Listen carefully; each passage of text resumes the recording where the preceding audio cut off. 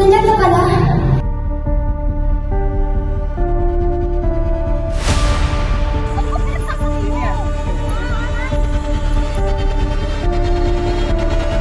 Saka mo to ha, tatandaan yung dalawa.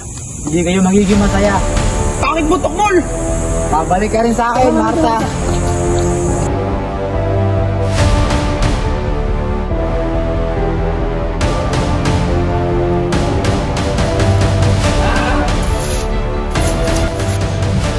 Hindi ka mapapasa sa akin, makatay ka na lang.